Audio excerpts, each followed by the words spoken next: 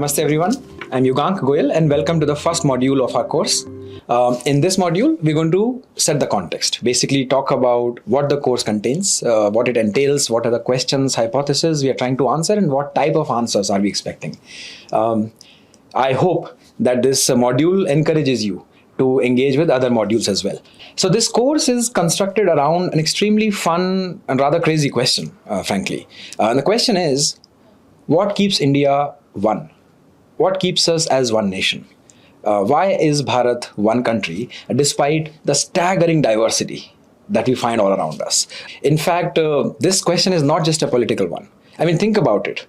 Every few 100 kilometers, everything changes. Language changes, food changes, what we wear changes, how we behave changes. I mean, all kinds of parts of India have different ways in which they see the world, according to a third party, for an outsider.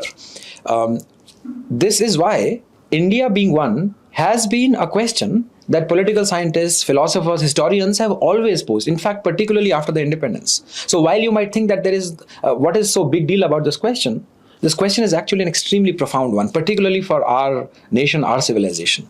Let me give you an example. Do you know what is the fun name for India in Farsi, in Iran?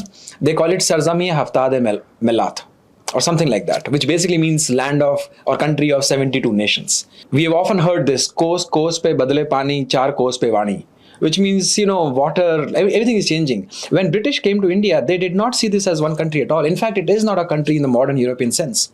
And yet, there is a civilizational oneness and rootedness. Where is it coming from? We don't know. We do know that we are very different from each other in many ways, right? So if, let's say, you meet an Assamese, or if you meet a Gujarati or a Tamilian or somebody from Bihar, you feel that you've met somebody from very different ecosystem, from very different culture. But if these two people, let's say an Assamese and somebody from Bihar or somebody from Gujarat, they meet each other outside India, somewhere abroad, there is this sense of oneness that comes. Isn't it? Like, am I right? You could be from one part of India, but if you run into someone else from very, very distant part of India, you sense a feeling of shared attitudes towards life, or approach towards life. I don't know what it is, but it's somehow you become, I personally felt it when I was studying in Europe.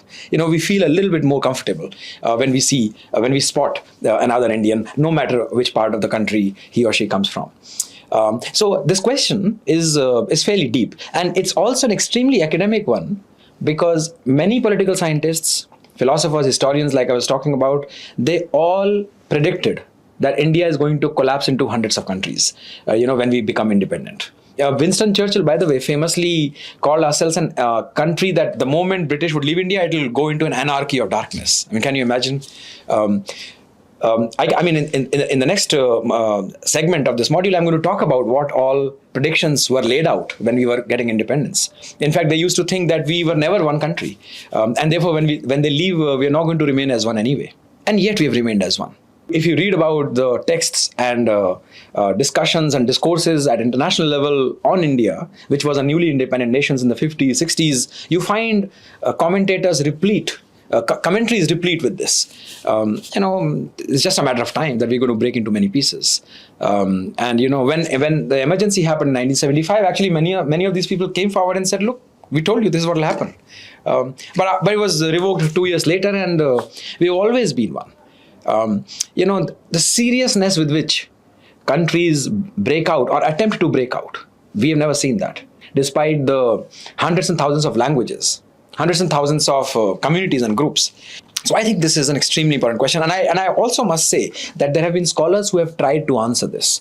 These scholars often call India as improbable democracy.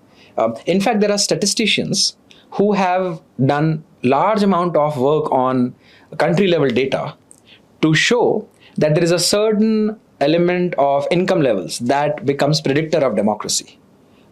India is an exception. It's just bizarre for many of these political scientists that why is it that we have remained as one country?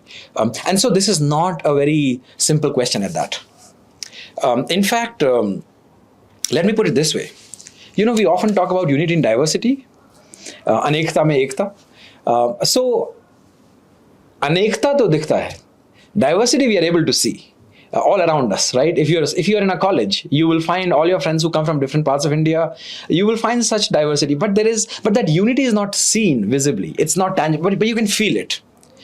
We all, particularly the Western scholars, talk about India's diversity a lot more than India's unity. It's just somehow said to be a given.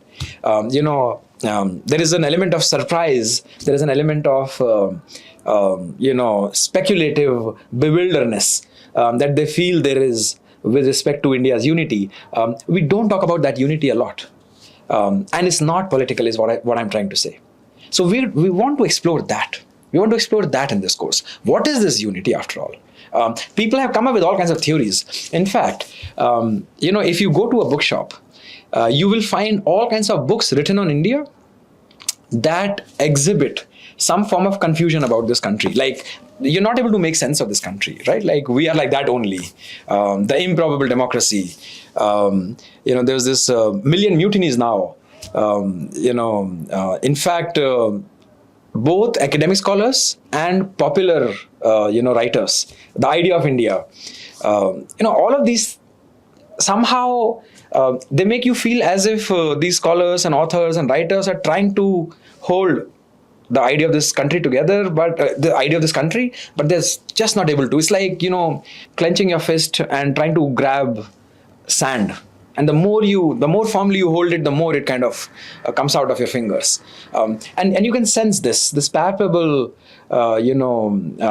disquiet anxiety about figuring out what this country is. And somewhere buried deep within it, embedded within this discourse, is this idea of, there are so many castes, so many languages, so many people.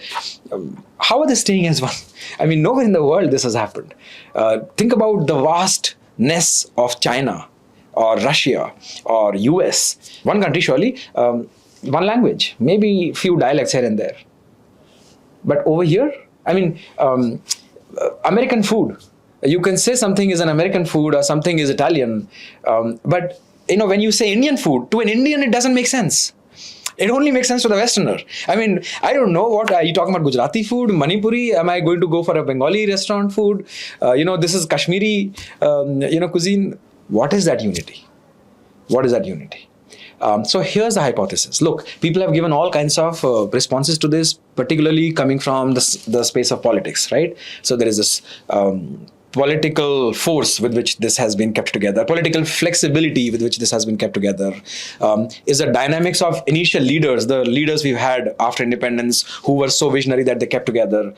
Constitution has kept India together. There are all kinds of reasons. But we will show in this course, and we don't want to dwell too much on these questions, on these type of answers, because these answers have given us, they're just not able to fulfill and satisfy our quest.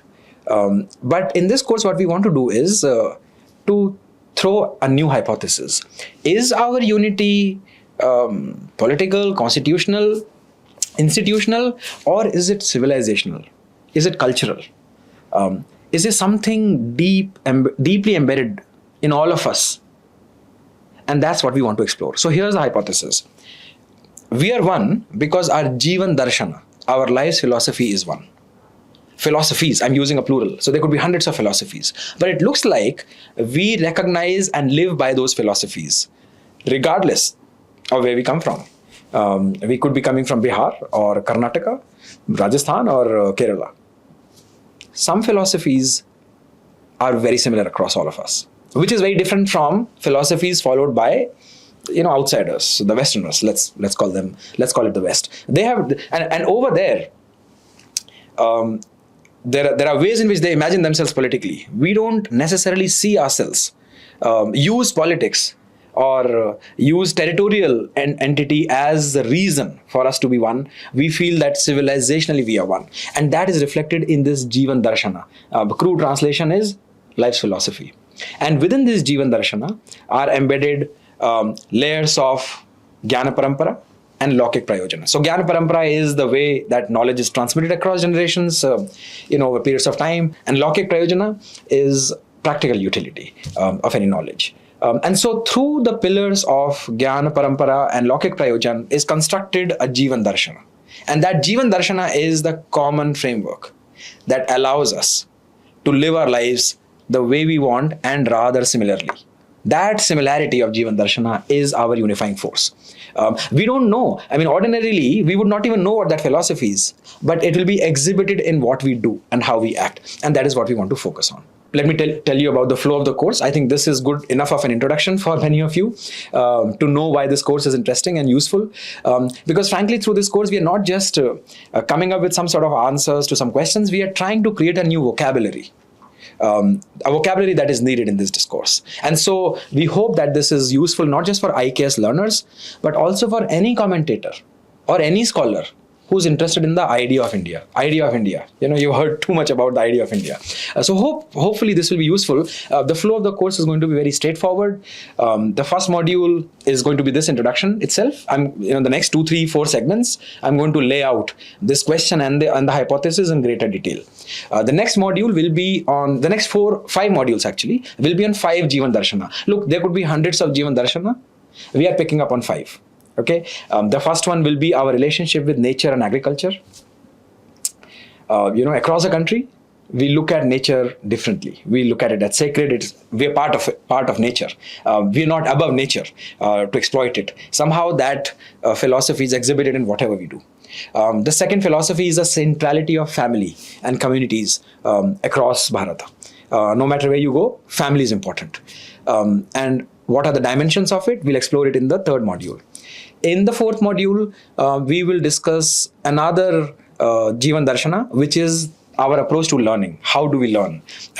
We learn through action, through experience. It's like acting to know and not knowing to act. Our relationship with learning institutions, our teachers. And so we will focus on how differently yet very similarly located indigenous learning institutions and our learning habits. The fourth one is going to be something very sort of observable by everyone. The ubiquity and the prominence of art and craft and handicrafts across the country, any village you go to. What makes us this so creative? Like, it could be very, very different cultures, very, very different crafts in 2 different places, but they all will have their own, crafts. And so our engagement with heritage, craft and art specifically, let's say, is going to be the fourth philosophy, or our fifth module. The sixth module, we will look at a very unique item, which is a unique aspect, which is rural village self-governance. We are going to show how in different parts of India, communities have evolved their own governance models, which responds to their contexts. And in some ways, we're going to talk about the needlessness of some sort of central authority, central rule book, because people evolve their own methods. So these governance models are going to be different in different villages, but the similarity is that they will have their own stories to tell.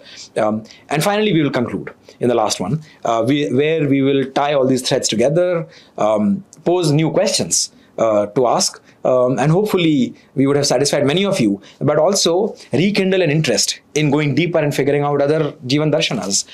We will also see, if we have time, that we can conduct some interviews of some noted scholars in the field, so as to enrich the discussion and discourse that we have so created.